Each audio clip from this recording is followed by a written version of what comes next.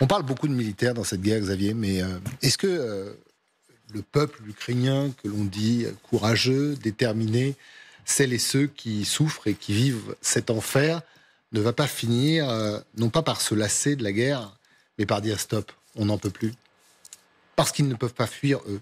C'est pas ce qu'on remarque aujourd'hui, et on voit sur la ligne de front qu'au contraire, il y a une volonté de rester. Moi, ça m'a toujours étonné de voir dans des petits villages, des villes de moyenne importance qui sont sous le feu quotidien des Russes. C'est une vie totalement infernale entre les bombardements. Vous avez entendu tout à l'heure le bourdonnement du drone. C'était un tout petit drone comme ceux qu'on peut acheter comme jouet d'enfant quasiment, faire quelques images comme on utilise à la télévision. Ça fait très très peu de bruit, pourtant on l'entendait distinctement. C'est un moteur électrique, il y avait un grand silence tout autour.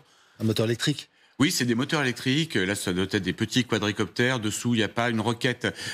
Pour transporter la roquette qu'on a vue, il faut un drone un peu plus gros. Souvent, ils mettent une grenade en dessous, juste une munition assez légère qui puisse être portée par le drone. Mais on les entend à peine, en fait. Mais ça, c'est tout le temps, c'est 24 heures sur 24.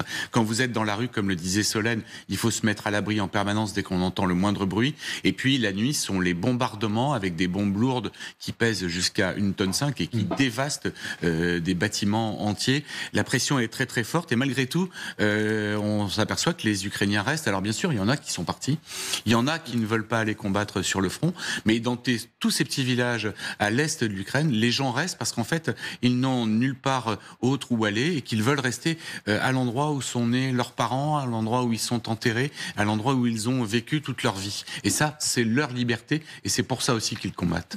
C'est aussi l'analyse que vous faites, Samantha? Oui, moi je ne pense pas qu'ils vont dire stop à la guerre. Et je vais vous expliquer pourquoi. Et c'est peut-être pas mes paroles, mais celles du Premier ministre estonien qui ont expliqué pourquoi ils ne vont pas dire non.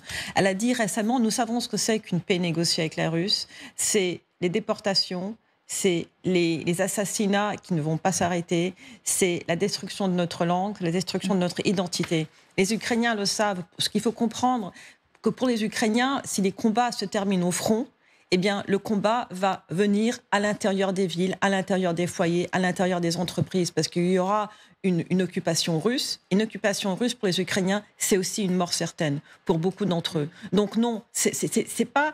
On pose toujours la question comme si c'était soit la paix, soit la guerre. Non, ce n'est pas la question que se posent les Ukrainiens. C'est soit la paix, soit la paix.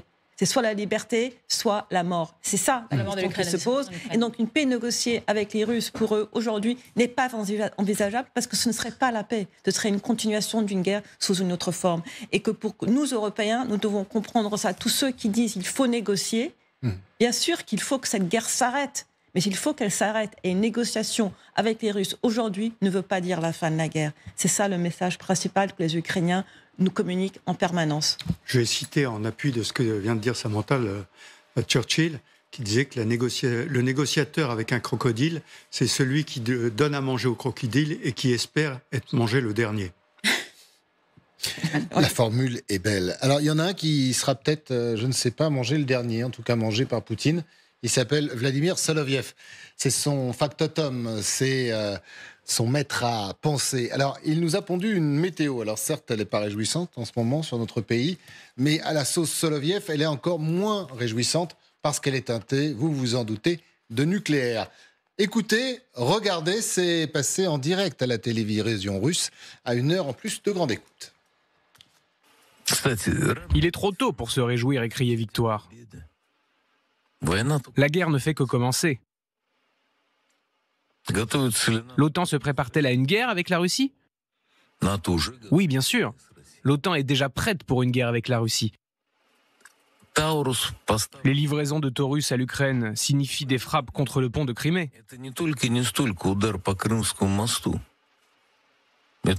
Mais aussi des frappes contre le Kremlin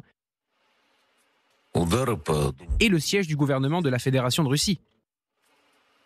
De ce que j'ai compris, les Taurus pourraient nous atteindre.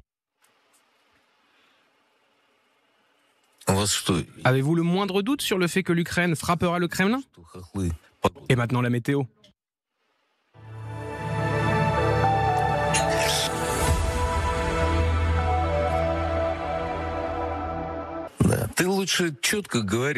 Le plus important est que les gens puissent clairement comprendre comment nos missiles peuvent frapper avec précision des cibles de l'OTAN et que les conditions météorologiques ne nous gêneront pas.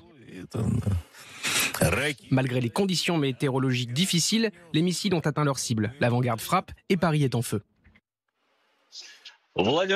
Aujourd'hui, le temps est idéal pour mener des frappes nucléaires contre les pays de l'OTAN. Les courants aériens sont favorables. Ils ne vont pas de l'ouest vers l'est, mais de l'est vers l'ouest. Le nuage radioactif se dirigera vers les pays qui envoient des armes et des mercenaires pour combattre notre armée.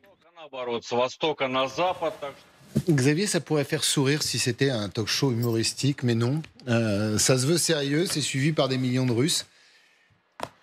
Et on n'est pas sûr que du côté du Kremlin, on ne pense pas pareil. Ce qui est hallucinant, c'est qu'en fait, Soloviev fait ça sur un ton totalement détaché, un peu comme si finalement il n'en avait rien à faire. Il en était juste là pour encaisser ses 15 à 30 millions de dollars annuels et prévoir. En plus, là, il n'y a pas d'effet de style, il n'y a pas d'image apocalyptique avec la Tour Eiffel. Il nous fait ça d'un ton très neutre, totalement enfoncé dans son fauteuil. Je ne sais pas trop comment il arrive à parler d'ailleurs. C'est assez étonnant, mais c'est. Je ne sais pas si les Russes peuvent vraiment y croire finalement. Ça relève du divertissement et quelques-uns doivent se dire, de toute façon, si jamais vraiment l'OTAN nous menaçait, ça ferait longtemps qu'on l'aurait tiré en fait cette bombe nucléaire. Il y a ça et puis au même moment, quelques heures après, il y a Olga Skabayeva qui dit avec cet exercice en prenant des images de l'exercice Steadfast Defender de l'OTAN, dit ça y est, l'OTAN nous attaque là. Tous les ingrédients sont faits en ce moment pour que justement on se sente attaqué. Oui, mais évidemment, ça fait partie du discours, ça fait partie de la propagande. Si vous voulez, la seule chose que Poutine a réellement à son arsenal aujourd'hui, c'est cette menace nucléaire. Il a vu que l'invasion de l'Ukraine a galvanisé l'Occident contre lui. Cette Russie, donc cette armée russe, la deuxième armée du monde, est aujourd'hui quand même la deuxième armée en Ukraine.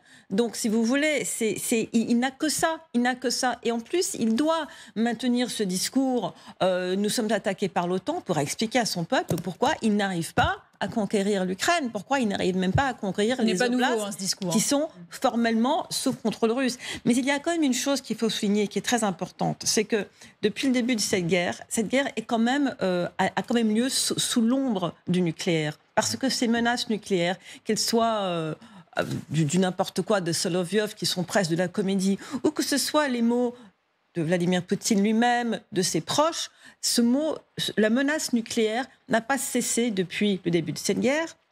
Et donc, on assiste à une banalisation du mot nucléaire. Imaginez-vous sur un plateau de télé, il y a 3 ans, qu'on parlerait de menace nucléaire. On se croirait de retour dans les années 60. Ça, c'est important. Toute dernière chose, Avril Haines, la directrice du renseignement général aux États-Unis, a quand même dit qu'elle remarque une modernisation de l'arsenal nucléaire tactique en Russie et qu'il y a des doutes que la Russie avait peut-être pensé utiliser une arme tactique à Kherson en 2022.